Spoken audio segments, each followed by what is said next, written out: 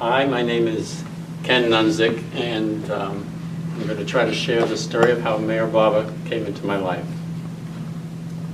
So, I was born in upstate New York in 1945. My parents at that time were just starting to run a summer camp. So, in the winters, we went to North Miami Beach, where my dad worked at hotels.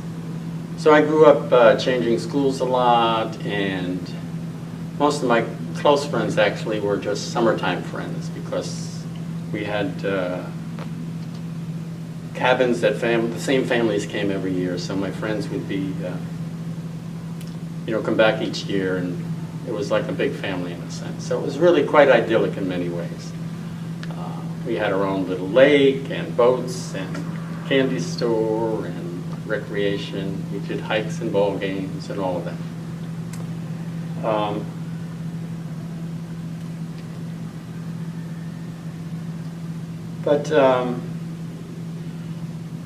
So I used to love the outdoors. We camped out a lot and things like that.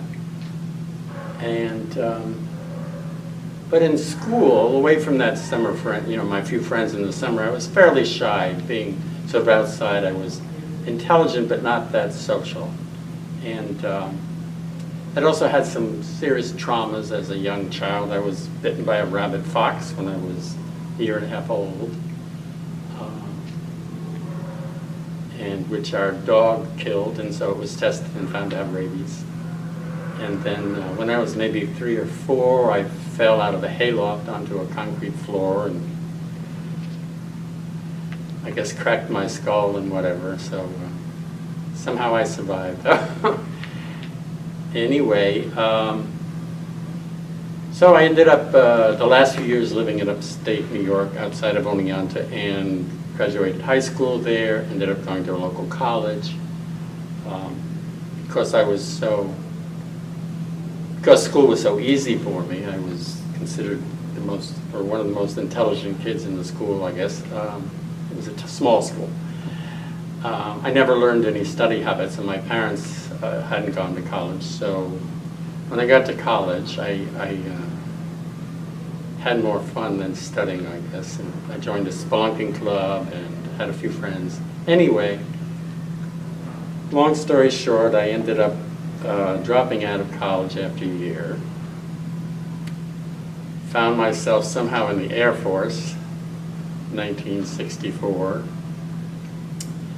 to 65, and which turned out to be a blessing because I got out with an honorable discharge after only a year and didn't have to confront the draft, as Vietnam was just starting then.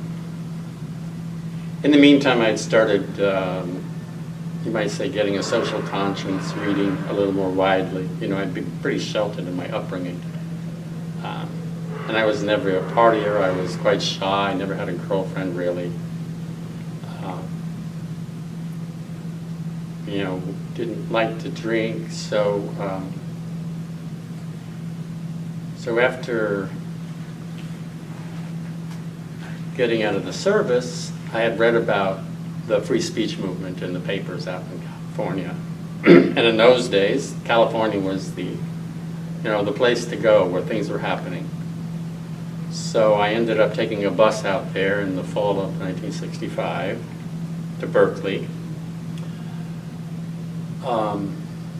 Eventually met some local, 2 years later people would call hippies, and moved into kind of a crash pad house. And by this point I'd been reading Aldous Huxley and Alan Watts and people like that, and had heard a little bit about psychedelics. And so when I mentioned it to these people, they offered to give me some LSD. So February 7th, 1966, it was still legal. I had my first LSD trip and also met my first lover that night. I sort of transcended my shyness, I guess. Discovered if I didn't go after the girls, they'd come after me, maybe. Anyway, of course, the relationship didn't last too long. That's another story. But I became quite enamored of spiritual seeking through the use of LSD mostly. And over the next 2, 3, 4 years, I guess. But in the meantime, the following winter, I went off to Mexico and for about 3 or 4 months. And then on the way, came back up through San Francisco, and so I was in Haight-Ashbury in the spring of the Summer of Love in '67. And so when I first saw Meher Baba's name and photo that I remember, it was in a paper called the San Francisco Oracle, which was published locally there about that time, and it just said, Meher Baba loves you. And I had no idea who this person was or what it meant. The only other reference I had really was there was an interview with people like Alan Watts and Timothy Leary. And at one point in the interview, Timothy Leary says, well, these Meher Baba people that say no drugs, but they all came to him through drugs. So that was sort of my context. And, didn't really think much of it, except I kept the paper, and so I had that. I would see that once in a while when I was looking through it. Because I had such a good situation in upstate New York, I would go back there every summer. The only requirement was that I shave and cut my hair and help my dad run the camp. So I guess the next important, a few things happened. So I was becoming, at this time I was reading Lao Tzu and Bhagavad Gita, various things, slowly learning more about Eastern mysticism, trying to meditate, but not really having much experience or knowing how to do it. And then in the winter of 1968, Look magazine had a cover on Maharishi and Transcendental Meditation with a picture of meditators at Yale. And the Beatles, of course, had become meditators with Maharishi about that time. But there was, I was struck by a young woman in the front row of the photo on the cover of the Look magazine, and had this feeling, well, she could be a meditator, maybe, because I tended to be skeptical of things in groups. I had seen different groups out in California, the Hare Krishnas and other things, and wasn't really drawn to them necessarily. So long story short, I went over to Yale and found out when they were having their next course, and asked one of the lead meditators for a place to stay that night, and who should walk into the bathroom when I was brushing my teeth was the woman from the cover of the magazine. So turned out she wasn't even a meditator, actually. She was just his girlfriend. So, but I did learn meditation. And then, strangely enough, they have a regulation, or they did at the time, that you were not to use any drugs, including marijuana, for 2 weeks beforehand. And when I was using psychedelics, I would use them for a period of time and then not, and depending when they were available or whatever. So, but right after that, some local high school kids offered me some psychedelic, and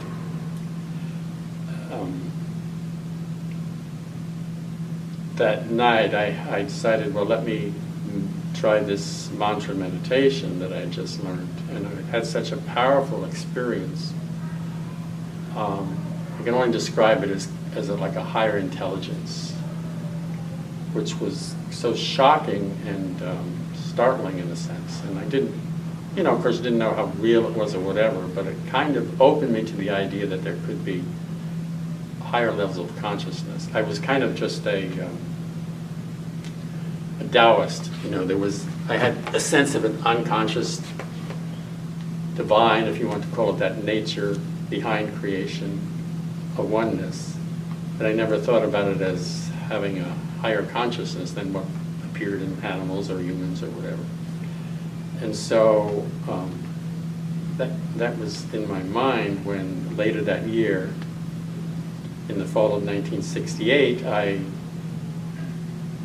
was passing through New York City, no place to spend the night, and just killing some time before I went to spend the night at the bus station to catch a bus the next day, when these two young men walking down, I think it was 6th Avenue, stopped and asked me if I had the time. I just kind of laughed and said no, I was not into time at all. And then after a slight pause, they said, would you like to go to a meeting? So having nowhere to go, why not? And they start telling me about Meher Baba. And this man is having this meeting, and so we're going down the street, and they immediately start telling me Meher Baba is God in human form. So of course my reaction was, well, inwardly thinking we're all God. This apparently some other cult group snatched me up, but whatever, we'll see. But as I'm thinking that, the one fellow says to me, walking down 6th Avenue, he says, I know we're all God, but he was really conscious God.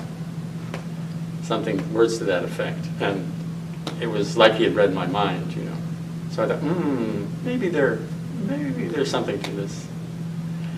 Anyway, we go to the meeting, and it turned out it was Harry Canmore, who I knew nothing about, but he was a blind chiropractor from New York City, and he had just come back from being with Baba, literally a day or two before. And it was only recently, actually, when the book Harry came out, and I read it, and there's a transcript of his talk, and I remembered some of the things he had said, and realized the date was actually my birthday. It was my 23rd birthday. And at the time, I never put it together, because if you knew Harry or you read the talk, a lot of it was way over my head. I had no idea what he was talking about. But at the end of the talk, he boomed out the Bhaktagara prayer, which he was known for, Baba's prayer, and I like to say I didn't know what the hell it was, but it was something. You could feel Baba's presence, which I didn't have that name for it then in the experience, but it was it was overpowering, really. And so later, after the meeting, 3 young men we went off to a coffee shop to talk some more. And at one point, one of them had a Meher Baba picture on his lapel, and as they were talking to me about Baba, I glanced at Baba's photo, and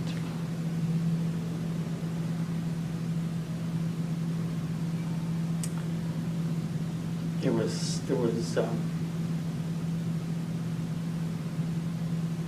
was like, well, it was just a little glimpse of his divinity. And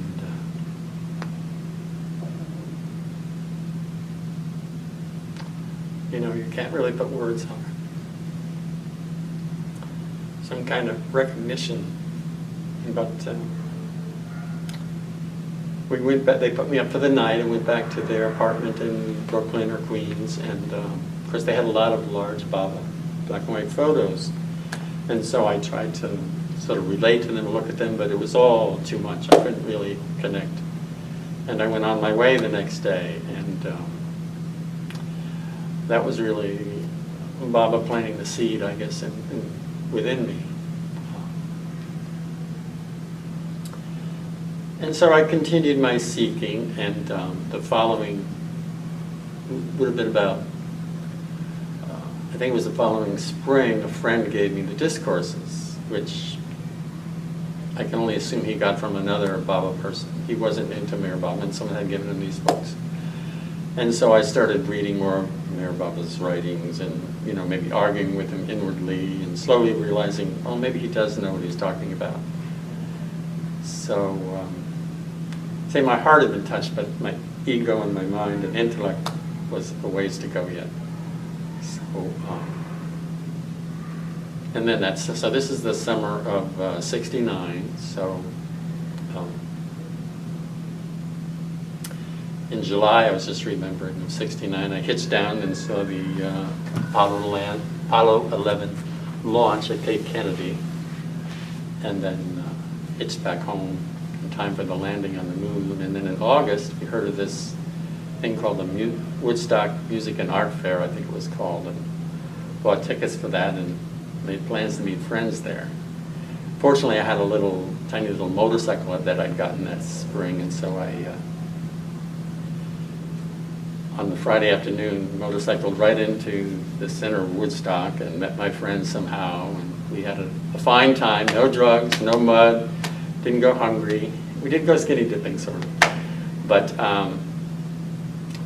the most memorable part was somehow I noticed there was a line of moving people on Saturday night in front of the stage, and so I ended up in the front row when Janis Joplin came on, but then followed by The Who, which I had only vaguely heard of. And they did The Whole of Tommy, which of course was somewhat inspired by Meher Baba. And it was kind of mind-blowing, to say the least. And then later that summer, I didn't see any of the Meher Baba posters at Woodstock, but two friends got Don't Worry Be Happy cards there, and later that summer they gave them to me and said, you might like this. And then I saw the album Tommy, and it said Avatar, Meher Baba. So all these things were drawing me more and more into interest in Baba.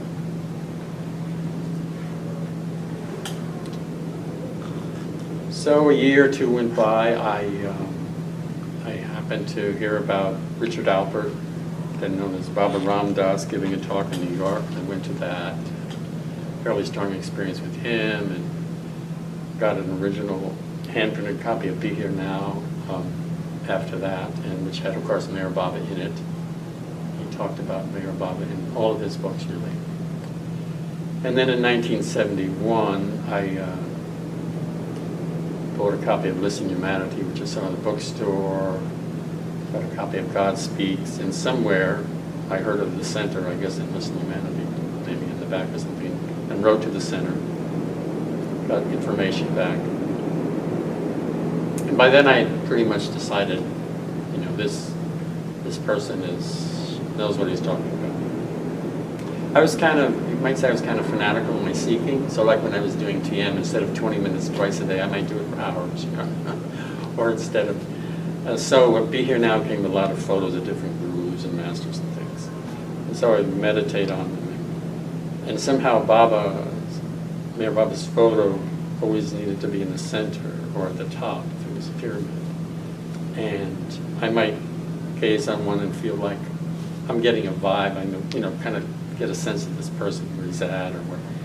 But with Meher Baba, it was always just, his eyes were just a doorway into the infinite.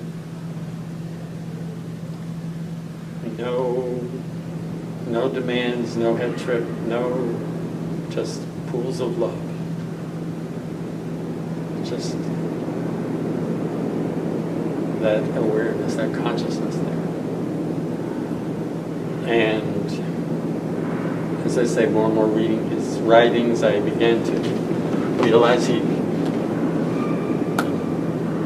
was not irrational, it was very far out, a lot of it, but it was very, you know, of one piece. It all made sense.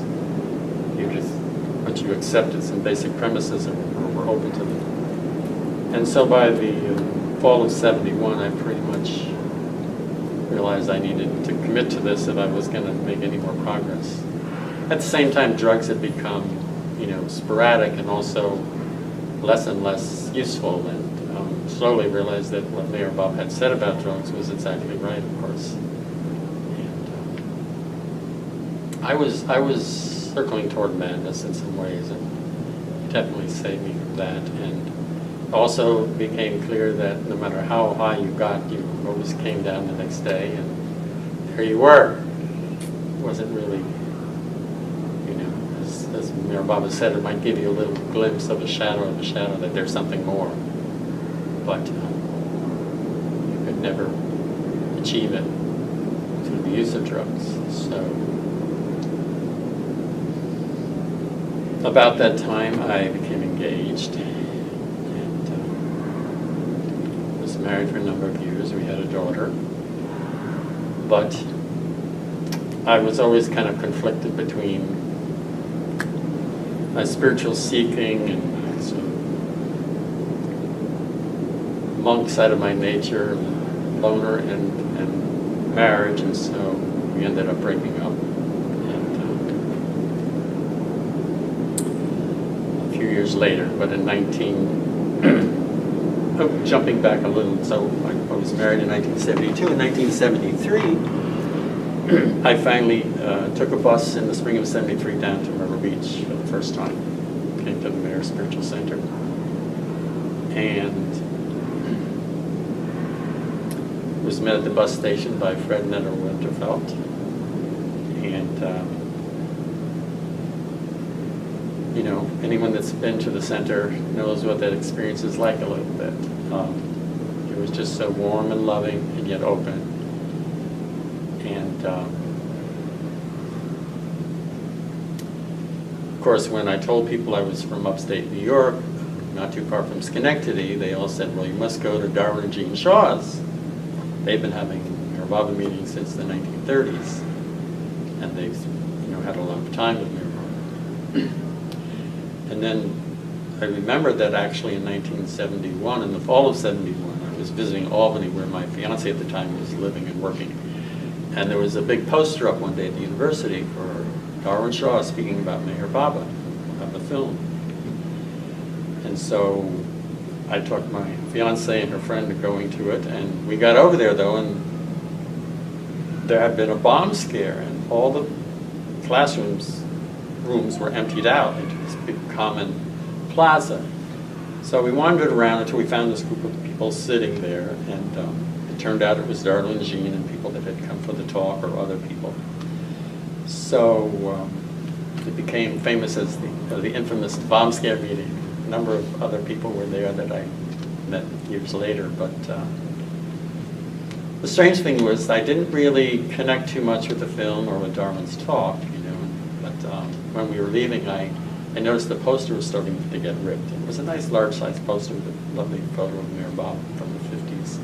And so I took it down and took it home. And years later, of course, when I went back to New York then in '73, I called in and started going to the meetings maybe every 6 weeks or so.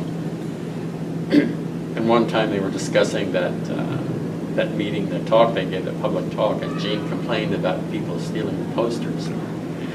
So I had to raise my hand and confess that I was, unfortunately, I still have the poster, but I'd cut off, just had the photograph, I cut off the part about the dates and who was talking way back then. So anyway, I started going to the center, I don't know, maybe once a year, year and a half.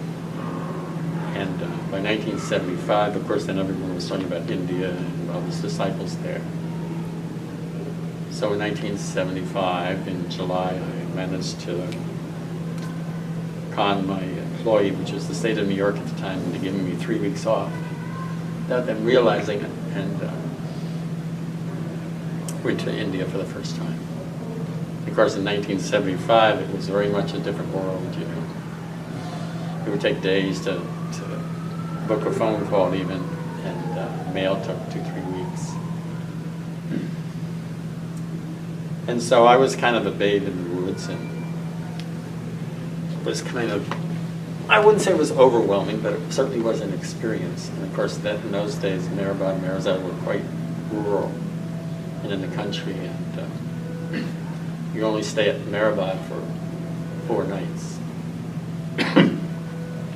So otherwise we were staying in town at the Dowlett or another hotel. Or if you had a little money, I guess you could stay at, what was the name of the place? I'm forgetting that, but anyway.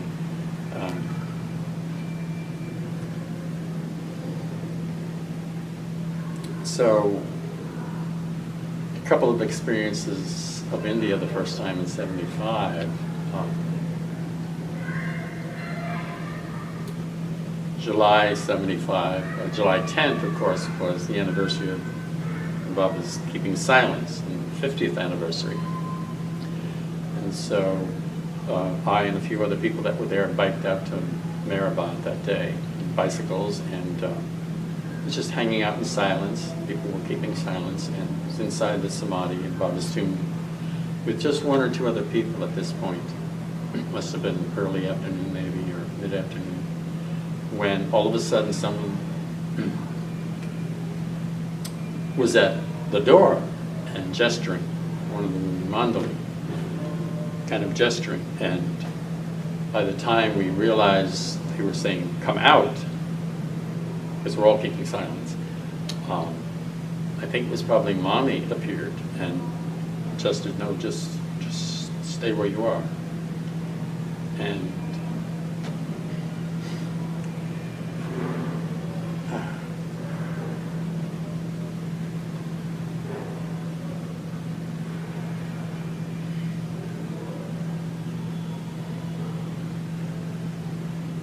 with that,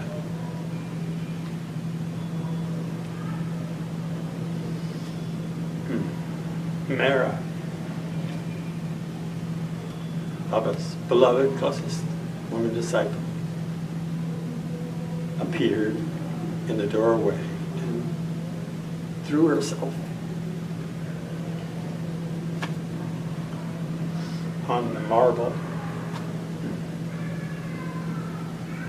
It was so swift, so just one movement.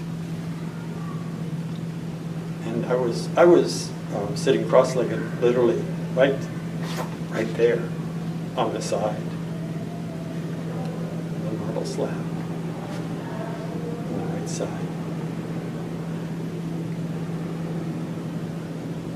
And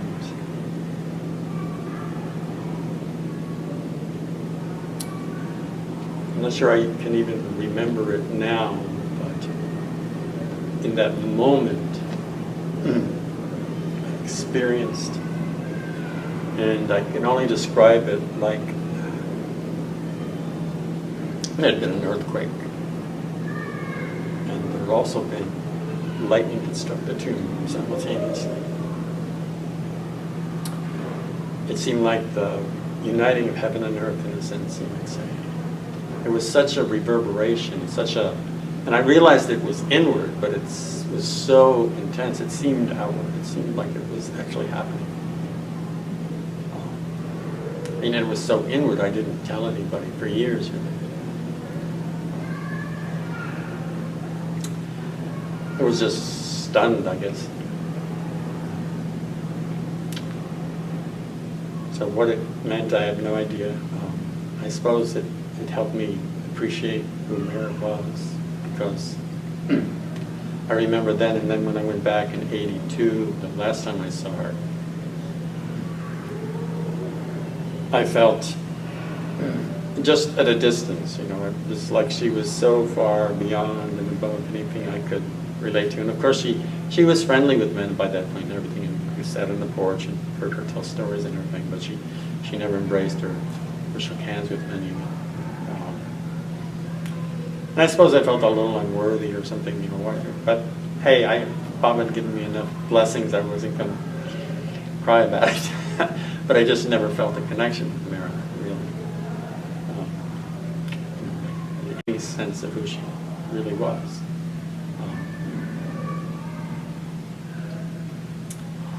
And then a few days, just a couple days later, of course, was Duni Day, July 12th. And so I'd heard what the Duni is, where they build a fire in the pit and people take a stick of wood and dip it in ghee or clarified butter, and you throw it in the fire and you embody something you would like to be rid of normally. Might be a small thing like smoking or getting angry too easily, whatever. But being the sort of fanatic I was, I guess, I thought, somehow I got this thought, well, why not just throw in my mind? Because, all the problems come from the mind, right? If we're really spirit, and realization is when we transcend our mind, the annihilation of the limited mind.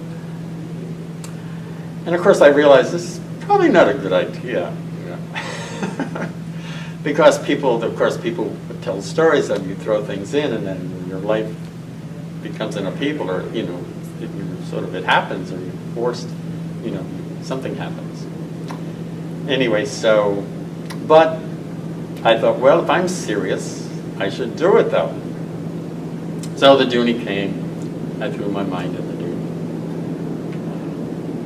And about that same time, I don't know if it was a day or two after, then my chance came to stay at Mehrabad, Lower Mehrabad, in that one white building there, right between Old Mandalay Hall and the Jopti, Baba's cabin. And there were 2 or 3 other people there, one woman who was a nurse. Anyway, I'm staying at Mehrabad, and all of a sudden I became extremely ill, which isn't too uncommon. You know, I started basically throwing up, having diarrhea, couldn't keep anything down basically, I guess, and was getting weaker and weaker and just trying to keep hydrated, but was having trouble. And so Padre Baba's Mandali, who's also a homeopathic doctor, came in and gave me some little pills to take. Well, I learned later that in homeopathy they often increase the symptoms in order to work out the disease. So after that, I literally was crawling out of bed to just get to the outhouse outside the door, you know, when I could. And at the same time, I was having this incredible headache. And I've been fortunate in my life, I basically never get headaches. And at that point, I don't think I very seldom if ever. But it was so strong that it was, I basically could just bear it without screaming or, you know, moaning, whatever. And it just went on and on and on for hours and hours. It seemed like a day, maybe. Meantime, I'm lying in this bed and this mosquito netting and wireframe bed, and this gruff man had given me medicine, and so I'm sort of starting to hallucinate. Like I feel like in one of those 1940s movies where they were in the jungle somewhere and the witch doctor is taken care of. And later the nurse told me she thought I might die. But I had the feeling I didn't have a good enough karma to die in Mehrabad. So I wasn't worried about that, but finally it struck me that this is my mind burning up. I'd thrown it in the Dooney, and my mind was burning up. And that's what it felt like. So, you know, I was sort of 2 thoughts. One was, well, you asked for it, so go with it. And the other was, no, I'm not sure I'm ready for this, after all. And I don't know if I thought of it then, but, you know, it reminds me of the story of the potter and the 2 pots, where someone asked Baba, why don't you just give us realization if you can do it so easy? And the story is basically, a man has 2 dirty pots, and one fellow says he'll clean it in a day, and the other fellow says, you have to give me a couple of weeks. And the fellow that takes a couple of weeks, he uses all different techniques to remove the crud and the various things that are, you know, on the pot. The other fellow just takes it and sticks it in the fire and burns everything off it. But the pot that was put in the fire then becomes brittle and is of no use. So Baba has explained that in the same way, if we were just, you know, had our minds burned away, we would be of no use in the world, spiritually or any other way, I guess. And so maybe that was a good excuse for realizing that I was not strong enough to just have my mind burned away.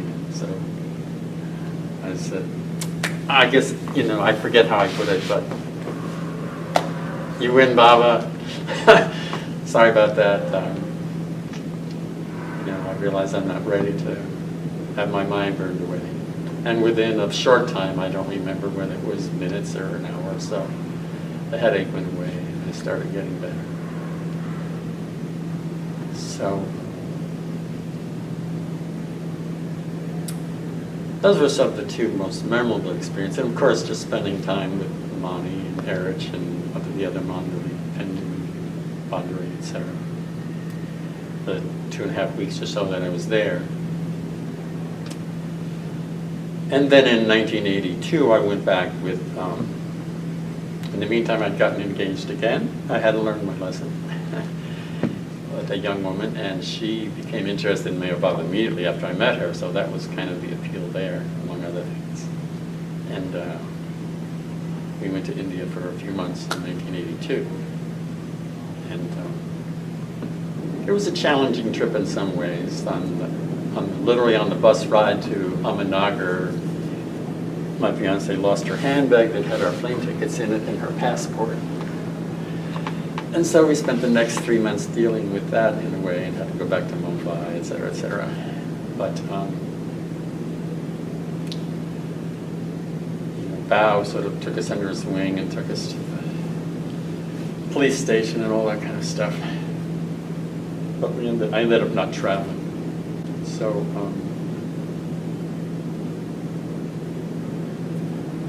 another strong experience I should mention, actually. So in 1989,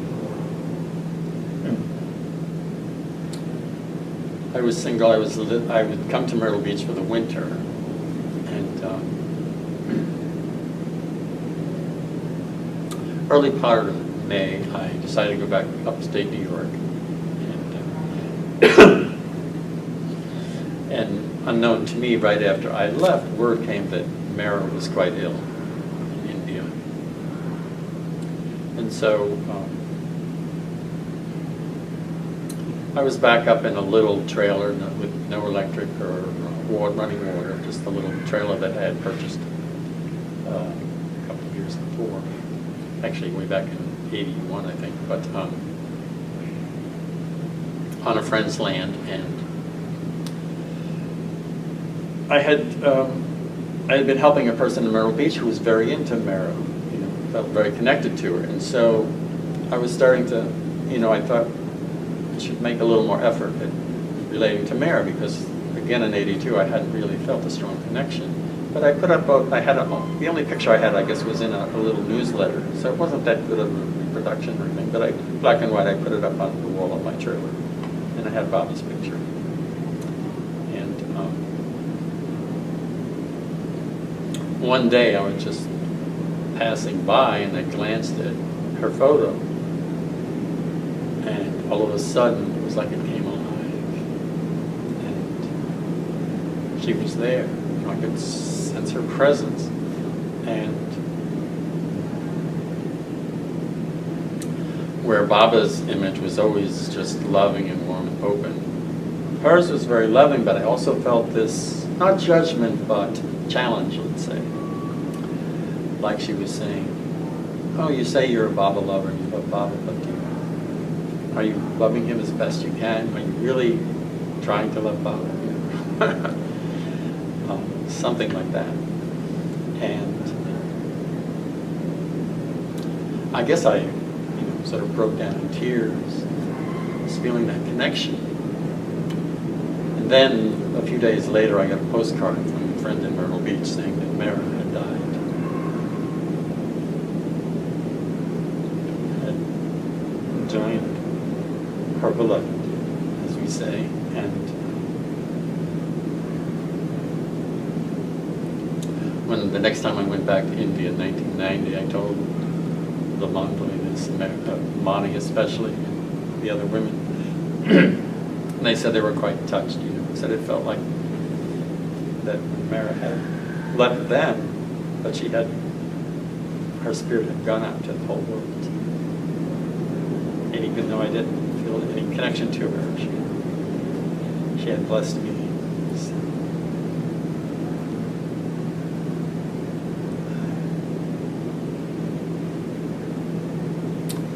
Yes, in the meantime, life went up and down, and another marriage that didn't work out.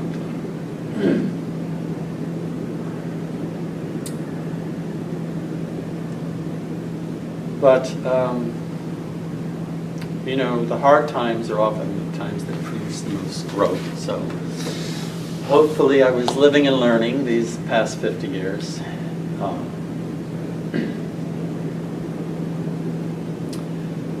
So when I was not married, the years I wasn't married, I was mostly living pretty simply, you know, very little income, helping friends, or living in a cabin in the woods.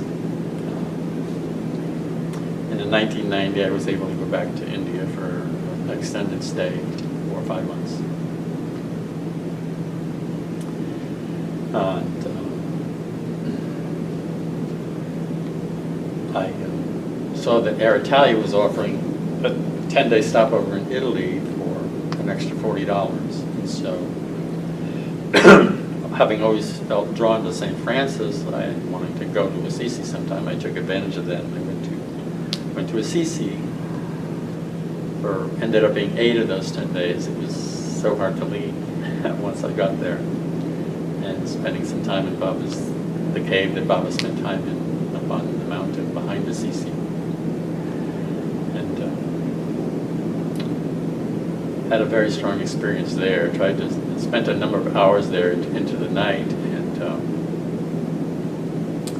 anyone that's been there or seen photos knows it's really not even a cave. It's just a rock shelter, and very, very, very small. You can't stand up in it or anything. But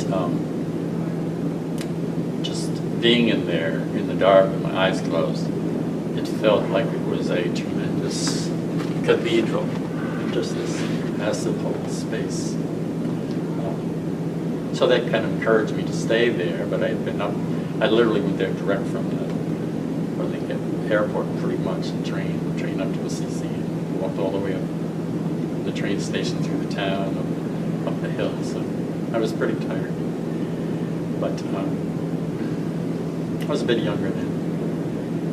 And but then as time went on, I began to experience this intense, almost frightening presence or presences. Of course, I remember that Baba said he had a meeting with all the masters there in the cave. And I don't know whether it was just my whatever, but I guess it kind of felt like they were saying, "Get your butt out of here, boy." You know. And so I ended up leaving, and it was getting cold. I ended up leaving and walking down the hill, but as I said, I ended up spending about 8 days there, just going to the various churches and the Franciscan places out of town. Still a very, very special place. And then,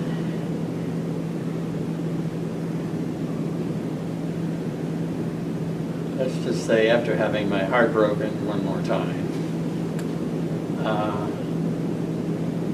when I thought, no more of this relationship stuff, and yet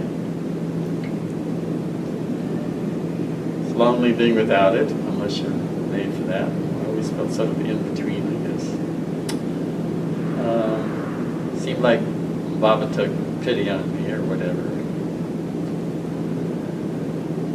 That's a whole long story which I won't tell, but it was certainly divinely guided and blessed, I think, that I met my wife Donna. And that was in May of 1995, so 24 years now. We've been together since our first date, basically. We were married on the anniversary of the first date 3 years later. She was kind of quiet, and so on our first date,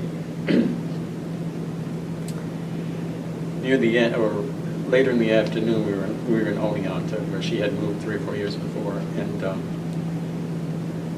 these double rainbows appeared. And Papa had sent me messages with rainbows before, but these rainbows were something special. They literally lasted for 20 minutes or longer against this pitch black sky.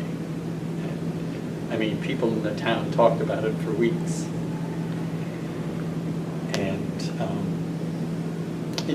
we actually went into a restaurant and were eating and looking out the windows, and rainbows were still there.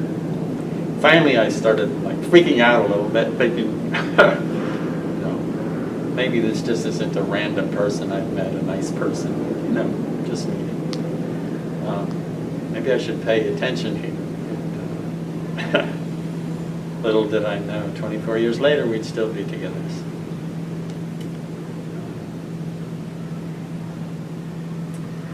And life has just been, doing one's best, learning more and more about Baba in a sense. There's always more to learn, more to deeper understanding. Because for me, it's just that pure love and consciousness.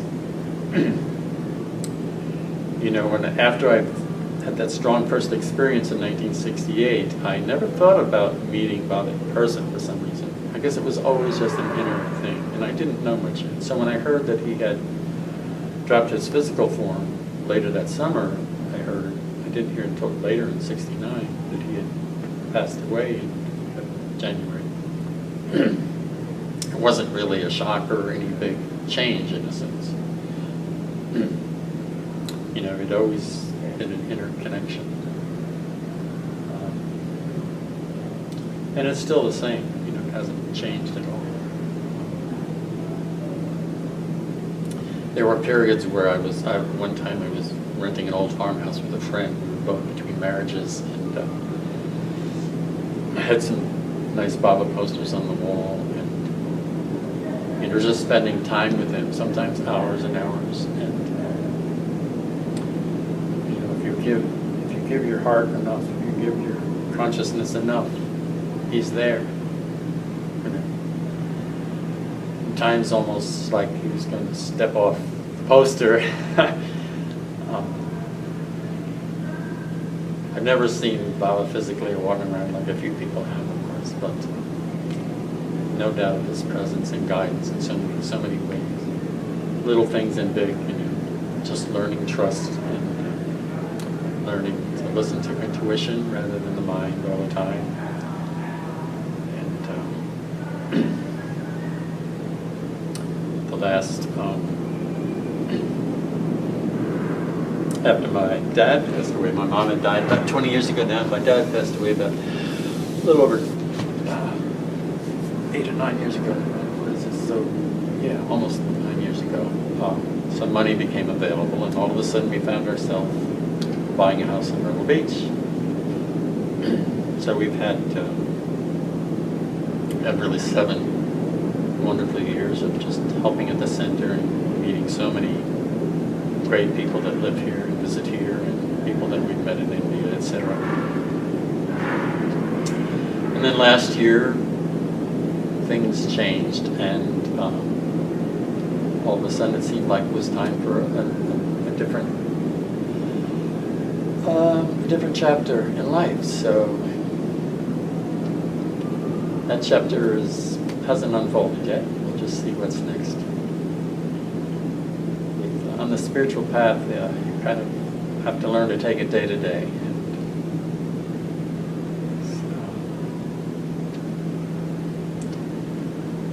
Really, of course, Baba's really teaching the same that all the masters and all the saints have taught, that the divine lies within us, and we really just need to uncover it and recover it with all our desires and fears and longings, and wanting the world to be different than it is, instead of realizing that the world is trying to tell us something all the time. That the world is nothing but divine being, and it's speaking to us if we can learn to listen. Still learning to listen. Thank you for this opportunity to share. And I still like to run barefoot in the surf, or enjoy a good sunset and a simple meal. guess I'll leave it at that. Thank you.